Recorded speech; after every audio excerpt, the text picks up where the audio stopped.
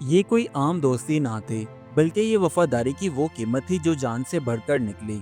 जब शेरू ने अपने मालिक की जान बचाई, तो गांव के सभी लोग देखकर हैरान रह गए, क्योंकि उन्हें आज पहली बार महसूस हुआ था कि सच्ची दोस्ती सब पे भारी होती है। और रहमत को भी आज समझ आ गया कि असल दौलत सिर्फ वफादारी है।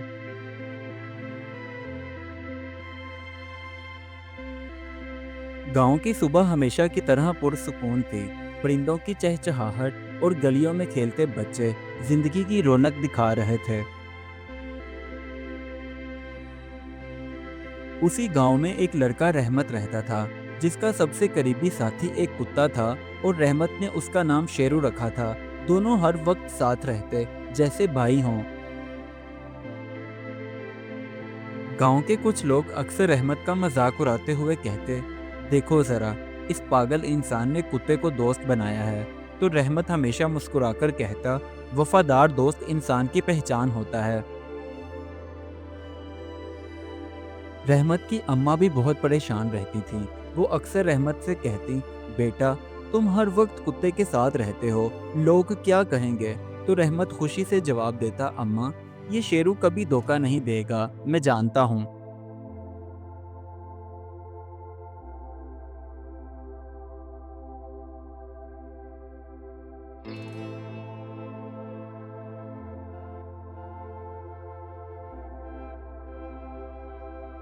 लेकिन किसी को क्या खबर थी कि जंगल में एक अजनबी छुपकर बैठा हुआ था, और वो रहमत और उसके कुत्ते शेरू को दूर से देखते हुए खुद के साथ ही सरगोशी कर रहा था।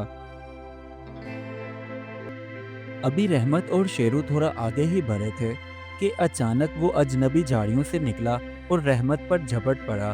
तभी रहमत घबरा गया, लेकिन शेरू ने भौंक कर उल्टा उस पर हमला कर दिया। शेरू ने उस अजनबी पर भौंक भौंक कर उसे खूब डराया, जिसकी वजह से उसने रहमत को छोड़ दिया, क्योंकि अब उसे अपनी जान के लाले पड़ गए थे। उसके बाद रहमत और शेरू दोनों भागते हुए गांव पहुंचे, तो गांव वाले उन्हें देखकर हैरान रह गए कि इन्हें क्या हुआ है। तभी रहमत ने उनको सारी बात सुनाई और शेरू की बहादुरी का जिक्र भी किया। अब गांव के वो लोग जो पहले रहमत और शेरू का मजाक उड़ाते थे, आज सब शेरू की तारीफ करने लगे। सब कहते, वाकई ये कुत्ता तो रहमत की जान बचा गया। उसके बाद रहमत जब घर पहुंचा, तो उसने शेरू को गले लगाया। आंखें आंसुओं से भीग गईं और शेरू से आहिस्ता से कहने लगा, वाकई यार, तुमने तो आज साबित कर दिया कि वफादारी की कीमत जान से बढ़कर है।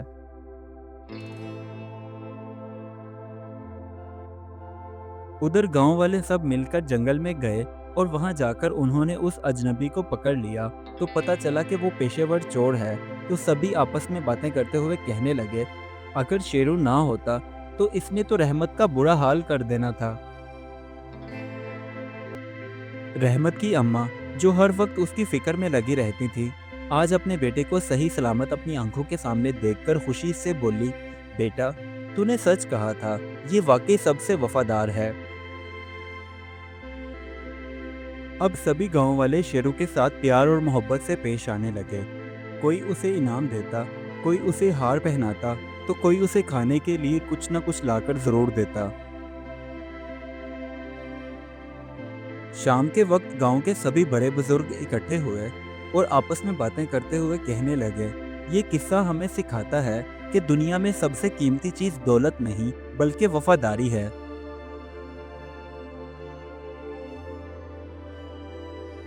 अगले दिन सुबह के वक्त गांव के चौधरी साहब रहमत के पास आए और बोले, बेटा, मैंने तुम्हारा और तुम्हारे दोस्त का बहुत मजाक उड़ाया था, इसलिए हो सके तो मुझे माफ कर देना। उस दिन के बाद रहमत और शेरू की गांव में पहचान बदल गई थी। गांव के बच्चे भी उनके पीछे पीछे चलते और वफादारी के किस्से सुनते। अब शेरू और रहमत दोनों एक दूसरे के साथ बैठकर खूब वक्त गुजारते, क्योंकि दोनों एक दूसरे के लिए मोहब्बत और एतमाद की गवाही बन चुके थे।